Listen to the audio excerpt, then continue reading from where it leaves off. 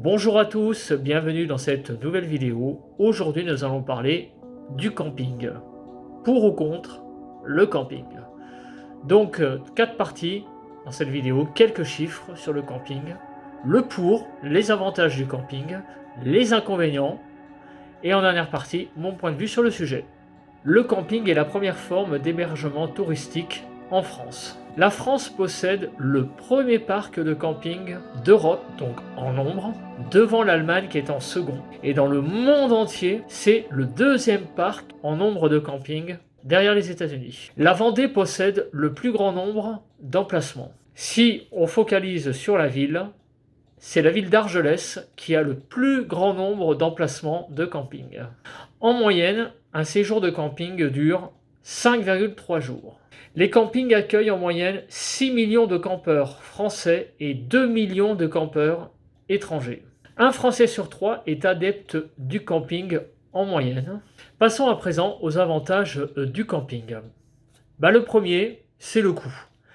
Cela permet de passer des vacances à moindre coût.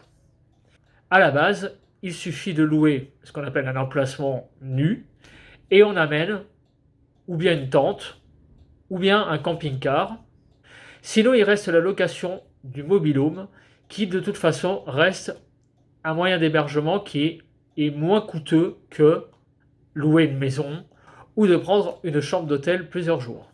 Un autre avantage du camping, c'est de partir aux quatre coins de la France en toute liberté. Donc avec son camping-car ou sa tente, eh bien, on peut partir un peu partout en France. Il y a un large choix de camping et on peut poser sa tente vraiment dans toutes les régions de France pour visiter vraiment toutes les régions de France. Alors un autre avantage du camping, c'est de profiter d'activités présentes sur le camping. Au fil du temps, il y a eu, j'allais dire, une adaptation des campings à diversifier les activités. Donc il y a des installations notamment nautiques, il y a des possibilités de faire des jeux. Dans une station balnéaire, les campings sont en général très très proches de la mer et ça c'est un avantage qui n'est pas des moindres puisque en gros il suffit d'aller à la plage à pied. Alors que vous savez que lorsqu'on habite plus à l'intérieur d'un rivage de mer, d'une plage, eh bien il faut venir en voiture. Et des fois pour se garer, c'est pas simple. Donc c'est très avantageux d'avoir son point de chute dans un camping pour aller à la plage à pied. Il suffit de prendre en gros son parasol, ses rabanes, sa crème solaire, et on y va à pied tranquillement, on n'a même pas besoin de se soucier de se garer. Donc il y a un tas de choses dans les campings, notamment aussi des organisations de soirées. Bref, ce sont des infrastructures qui permettent une diversification des activités. Un autre avantage, au-delà des infrastructures de camping, il faut savoir que les communes aussi permettent certaines communes de camper, donc dans des endroits dédiés à ça. Il y a des espaces camping dans des communes qui ne sont pas forcément des campings très développés en termes d'activité, mais ce sont des points donc agréés où on peut tout simplement arriver avec son camping-car et passer la nuit éventuellement, ou 2 nuits, enfin quelques nuits on va dire, pour se poser et visiter un endroit qu'on avait envie de visiter. Donc cela permet d'avoir le choix vraiment d'une mobilité assez, j'allais dire, importante. On peut vraiment aller dans des endroits très, j'allais dire, reculés, en pleine nature par exemple, du moment que c'est un point de camping agréé, où on peut vraiment se poser et être vraiment dormir dans des endroits assez, j'allais dire, insolites en pleine nature. Un autre avantage du camping, qui résume un peu ce que j'ai dit aussi avant, c'est un grand sentiment de liberté. Vous avez vraiment une autonomie complète. Vous pouvez vraiment aller où vous voulez. Et en particulier, vous pouvez par exemple prendre vos repas à n'importe quelle heure, puisque c'est vous qui gérez ça. Vous gérez vos repas, donc vous pouvez n'importe où, j'allais dire, du moment que c'est un endroit agréé, manger à n'importe quelle heure. Donc, enfin, évidemment, à n'importe quelle heure, pas à 3 heures du matin, mais vous pouvez vraiment structurer votre journée comme vous voulez. Il n'y a pas des contraintes d'horaire, vous faites vraiment ce que vous voulez. Donc, il y a vraiment un grand sentiment de liberté, là aussi. Ça casse un peu la routine, j'allais dire, de l'année, qui est beaucoup plus structurée. Le petit déjeuner le matin, le déjeuner à midi, le dîner le soir à 19h ou 20h parce qu'on travaille. Avec le camping, il y a donc une très grande impression de liberté, j'allais dire pour structurer sa journée déjà, et aussi donc dans l'aspect lieu, on va vraiment où on a envie. Disons qu'on a l'impression, j'allais dire, d'amener sa maison là où on veut. Alors désolé, il y a un avion qui est en train de passer. Passons à présent aux inconvénients du camping. Le premier, c'est le confort qui est quand même très relatif. Pourquoi? Parce qu'en général, quand même, en moyenne, on vit quand même dans des conditions beaucoup plus spartiates en camping. Il faut se dire quand même qu'en général, on a un confort la nuit pour dormir qui est quand même moins élevé que quand on dort dans son lit. Déjà, quand on est en location, même avec des lits, en général, les literies sont quand même de moins bonne qualité. Mais alors, quand on est en camping, c'est souvent le cas que, voilà, on dort un peu, j'allais dire, dans des conditions un peu plus spartiates. Et en particulier, si l'on vit dans des tentes. Lorsque l'on est dans des campings, il y a des toilettes en général communes. C'est pas toujours évident de laver son linge. Bref, quand c'est pendant quelques jours, j'allais dire, ça peut aller. Mais quand les séjours commencent à s'allonger, ces conditions de vie un peu spartiates peuvent, j'allais dire, par moment quand même, baisser un peu la motivation. Donc, premier gros point négatif, c'est le confort qui est relativement moins élevé. Un autre désavantage du camping, c'est la météo. On n'y pense pas, mais quand on est, j'allais dire, entre des murs, dans une maison, dans une location en dur, on ne pense pas que dehors, quand on vit dans des structures qui sont beaucoup plus fragiles, donc des tentes notamment, voire même quand même des camping-cars, à la limite, moins quand même les camping-cars, mais quand on est sous des tentes, c'est vrai que c'est pas évident quand il pleut, pour diverses raisons. La première, c'est que quand on cuisine et il pleut, c'est pas pratique du tout. Ne serait-ce qu'aussi pour sécher son linge, parce que quand on est en camping, il y a aussi, à un moment donné, il faut faire sa lessive. On peut pas amener, si on part par exemple pour 2 semaines de camping, il est quand même des fois compliqué d'amener 2 semaines de linge, donc on en amène en général une, voilà, pour avoir une semaine d'avance. Et encore, si on est nombreux, ça peut être encore plus compliqué. Bref, de toute façon, à un moment donné, il faut passer par la case lessive. Donc si vous vous retrouvez dans un endroit où les conditions météo sont pas simples, ce qui peut arriver, il y a des étés qui sont vraiment pourris, et pour sécher son linge, ce n'est pas simple du tout. Voilà. Donc la météo est un facteur malheureusement qui peut pourrir des vacances en camping, et ça on l'a déjà vu dans des années passées, lorsque les étés étaient pas beaux, et notamment on a vu des vidéos, des reportages en Normandie, quand il faisait 17-18 degrés avec pas mal de pluie. Je peux vous dire que les campeurs, la motivation était au plus bas, et il y en a certains qui carrément pliaient bagages et rentraient chez eux parce que camper dans des conditions comme ça, c'est pas simple du tout. Donc la météo est malheureusement un très très très gros inconvénient, et aussi, hélas, un paramètre qui est malheureusement, j'allais dire, pas contrôlable. Alors quand on fait le camping, il y a aussi quelque chose qui, on n'y pense pas, c'est que il faut penser malheureusement quasiment à toutes les tâches ménagères. Quand on fait du camping, déjà, ne serait-ce que les courses. On doit s'occuper de la nourriture. Donc ça, c'est quand même une tâche qui, j'allais dire, occupe les gens toute l'année, pendant l'année donc on travaille, mais pendant les vacances, cette tâche est là aussi. Et il faut préparer tous les repas, que ce soit le petit déjeuner, le déjeuner, le dîner, il faut tout préparer, tout préparer, tout préparer. Donc là, il n'y a pas vraiment, j'allais dire, sauf si vous allez au restaurant, évidemment, il n'y a pas de service à la personne comme il peut y avoir dans d'autres structures. Le camping, c'est vraiment, j'allais dire, ras les pâquerettes au service personnalisé, il n'y en a pas. Après, on peut faire appel à des services personnalisés. Et ça, c'est aussi un autre inconvénient, c'est qu'en général, dans les campings, ces services personnalisés ne sont pas comptés dans l'emplacement. Vous payez votre emplacement, mais quand vous arrivez dans un camping, vous avez d'autres prestations possibles, mais il faut rajouter ça au budget. En résumé, si vous rajoutez d'autres prestations liées à des services personnalisés, votre séjour qui au départ devait être plutôt bon marché peut très vite commencer à chiffrer. Donc ça, c'est un problème, enfin, plutôt un inconvénient.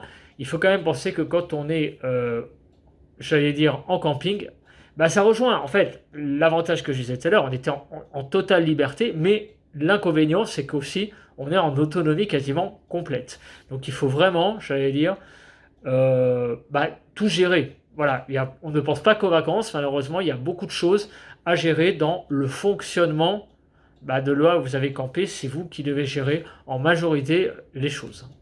Passons maintenant à présent au point de vue sur le sujet concernant le camping. Alors me concernant, je n'ai pas fait beaucoup de camping dans ma vie. En fait, j'y ai été qu'une seule fois. Voilà. J'étais en camping, mes parents donc avaient loué un mobil-home. J'avais à peu près, je crois, de mémoire, je devais avoir 13 ans, je crois, de mémoire. Donc c'était un camping qui se situait en bord de pas loin de la mer, puisque je crois de mémoire que ça s'appelait Valras, l'endroit où on avait été. Donc c'était un mobil-home, plutôt de mémoire, je crois que c'était assez en bon état de mémoire. Mais évidemment, il y a des choses qui m'avaient un peu... voilà, la chose dont je me rappelle principalement, c'est quand même le côté très spartiate de la literie. Pourtant, à l'époque, j'étais pas très grand. Hein, j'avais 13 ans, donc j'avais pas fini ma croissance, loin de là. Et pourtant, je peux vous dire que à l'endroit où j'ai couché, dis donc, c'était très étroit. Je me souviens que finalement, je crois qu'à un moment donné, j'ai arrêté de coucher dans la chambre où j'étais. J'étais avec ma sœur, on était, je crois, dans des espèces de lits superposés, comme une espèce de cabine en fait, un peu comme une cabine de bateau quelque part, avec donc deux couchettes qui étaient très petites. Je crois que c'était même des couchettes à l'époque, ça devait être même des couchettes de 70, c'était pas du 90 de mémoire. C'était un peu des couchettes en fait, c'était un peu des couchettes de train quelque part. Et donc c'était vraiment en gros pour s'allonger. Et le problème c'est que moi, voilà, j'ai pas l'habitude de m'allonger sur le dos pour dormir, je me mets en chien de fusil en général. Bref, j'ai quand même besoin d'un peu plus que d'un 70, et même à 13 ans déjà, je trouvais que c'était petit. Donc j'ai fini en fait mes nuits, non pas dans la chambre, mais j'ai été dormir carrément dans le salon. Je me couchais sur les banquettes du salon qui étaient beaucoup plus, j'allais dire, spacieuses. Et c'est là où je crois où j'ai dormi quasiment tout le reste du séjour, parce que je trouvais que c'était quand même plus confortable, même s'il n'y avait pas... voilà, j'ai trouvé ça plus confortable. Je crois que j'ai passé mes nuits là, après. De mémoire, c'est comme ça que ça s'est passé. Donc, un aspect un peu, voilà, oui, effectivement, ce côté très spartiate, et pourtant, hein, moi j'étais en mobil-home, hein, donc vous imaginez, si j'avais été en tente, là, ça aurait été complètement différent, je pense que ça aurait été encore pire. Alors, le camping, qu'est-ce que j'en pense? Je dois bien vous avouer que j'en suis pas fan, hein, voilà, j'en suis pas fan. Bon, pour une nuit ou deux, bon, pourquoi pas, de tester l'expérience. Mais franchement, si on me disait un jour, ouais, ben voilà, il y a une semaine de camping, si tu veux, tu peux venir et tout, oula, une semaine, je vous avouerai que ce serait vraiment quelque chose, il faudrait que je réfléchisse à deux fois quand même, parce qu'une semaine, c'est quand même, c'est très long quand même de dormir par exemple dans une tente pendant une semaine. On n'y pense pas, mais c'est vrai que quand on est dans une tente par exemple, on a tous les bruits extérieurs en fait. Il y a ça aussi, il y a au-delà des bruits même des animaux, parce que c'est vrai que des fois il y a des animaux qui peuvent tout simplement arriver, des fois ça peut être des bruits quand même très spéciaux. Vous êtes en pleine nature quelque part. Quand vous êtes dans une tente, vous avez en gros que la toile de tente qui vous sépare de la nature. Donc c'est vraiment des fois, je pense, par moments assez flippant. Et puis aussi, il y a les moustiques. Ça paraît très con, mais c'est vrai que vous avez aussi tous les insectes. C'est très compliqué de se débarrasser des insectes dans une tente. Ils rentrent, les insectes, la journée.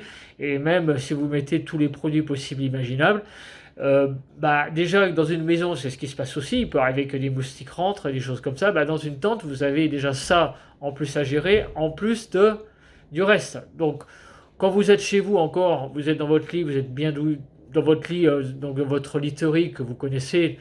Bon, s'il y a un moustique, j'allais dire, on peut encore supporter ça. Du moment qu'il n'aille pas dans votre oreille, voilà. Mais quand vous êtes dans une tente, vous êtes déjà dans des conditions un peu plus spartiates, et en plus, vous pouvez vous réveiller le matin avec des piqûres de moustiques partout. Voilà, ça c'est le truc qui me rebute un peu. Et puis aussi, ça je le disais, c'est l'aspect météo, parce que c'est vrai que dormir encore sous une tente lorsqu'il fait pas trop chaud, enfin surtout déjà pas trop froid, parce que ça on va commencer par le froid, déjà c'est bien, c'est quand même, à la limite je supporterais plus finalement qu'il ne fasse pas très chaud. Je préférerais à la limite finalement des conditions plutôt, voilà, genre des nuits plutôt fraîches, voilà, parce qu'au moins quand il fait froid, on peut toujours se couvrir. Ça c'est un truc qu'on peut gérer, l'aspect quand il fait froid, bah, il suffit de se couvrir, voilà, on s'habille en pelure d'oignon par exemple, et puis on peut gérer plus facilement le froid. Évidemment, il ne faut pas qu'il fasse 0. Mais par contre, quand il fait super chaud, ça doit être terrible. Quand vous êtes dans des nuits tropicales, comme il y a pu avoir là, pendant cet été, vous êtes dehors et que vous êtes à 30 degrés la nuit, 25, on va dire, sur des bords de mer où il n'y a quasiment pas de fraîcheur, je pense que passer des nuits là, des fois, quand on est en période de canicule, ça doit être très très très compliqué. Encore plus compliqué même que dans une structure en dur où là aussi il fait chaud, mais bon, au moins vous êtes quand même déjà dans un sentiment un peu plus protégé. Voilà, il y a ça aussi que j'ai envie de dire, c'est que dans des structures en dur, moi j'ai un aspect un peu plus protégé, j'aime bien en fait être un peu dans un espèce de cocon protégé. Et c'est pour ça d'ailleurs, je crois que je l'avais déjà évoqué dans une vidéo précédente, je préfère les appartements que les maisons. Parce qu'au moins dans un appartement, il y a un sentiment un peu de plus de cocon. Voilà, on est plus, j'allais dire, dans un endroit plus cosy, voilà, plus fermé, plus sécurité que une maison. Voilà, une maison, je trouve que c'est beaucoup plus vulnérable, hein, une maison qu'un appartement. Euh, Déjà, quand vous êtes dans un appartement, ça paraît très con, mais vous avez des gens autour. Alors après, c'est pas parce que vous aurez un problème qu'ils viendront, ils viendront, j'allais dire, pas vous sauver, mais disons que prendre déjà connaissance de ce qui se passe. Mais il y a cet aspect un peu sécuritaire. Quand vous êtes dans une maison, bah, vous êtes quand même déjà, même si vous êtes dans un lotissement, vous êtes déjà plus isolé quelque part. Voilà. Voilà, bah c'est là-dessus qu'on va se quitter. J'ai fait à peu près le tour du sujet. Dites-moi en commentaire ce que vous pensez du camping. N'oubliez pas de liker, de commenter et de vous abonner à la chaîne si ce n'est pas fait. Écoutez, bye bye à tous et on se retrouve pour une prochaine vidéo.